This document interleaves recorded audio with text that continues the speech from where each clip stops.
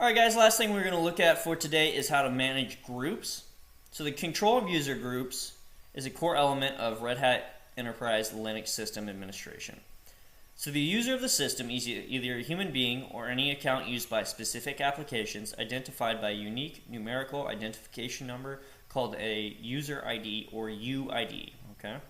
Users within a group can have read permissions, write permissions, execute permissions, or any combination of read, write, execute permissions for files owned by that group. Every time a shell session spawns, a process takes place to gather and compile information that should be available to the shell process and its child processes.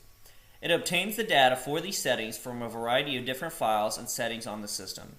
Basically, the environment provides a medium through which the shell process can get settings and in turn pass these on to its child processes.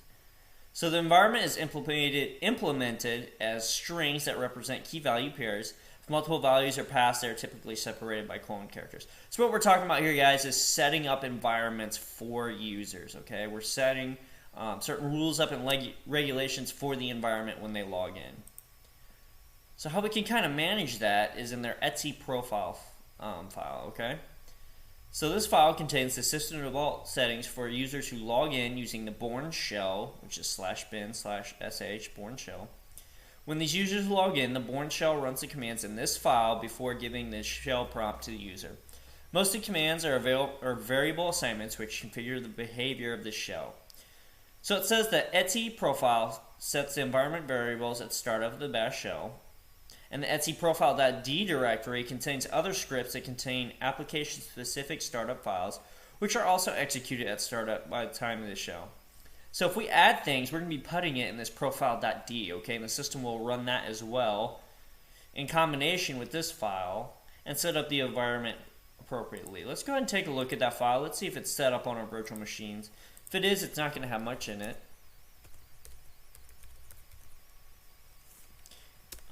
I spelled all sorts of things wrong there. etc/profile. And you'll probably have to run this as root. Okay, so here we go. We see different variables and settings in here. And guys, don't worry too much about what this says here. There's a lot of bash scripting going on here. So this may not be familiar with you. However, if you've done scripting before, you'll be familiar with what some of this says. So we have some if statements. Okay. We have some other stuff going on here. All you need to know about this is that it's setting up the environment for the shell. Okay. Let's go ahead and do cat, and we'll do /etc/profile.d. I don't think there'll be any. Yeah. Oops. I don't think there's going to be anything in here, but there might be. So let's see. Man. I gotta spell it right though, otherwise it's not gonna work. PR. There we go. Okay, so there are some files in here. Now, really, what I'm seeing here is the color of the terminal. All these color scripts.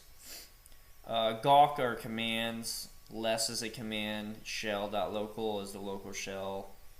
Them is the VI editor enhanced. Okay. So we have some additional settings for when the shell starts up. Let's go ahead and finish out our PowerPoint for today.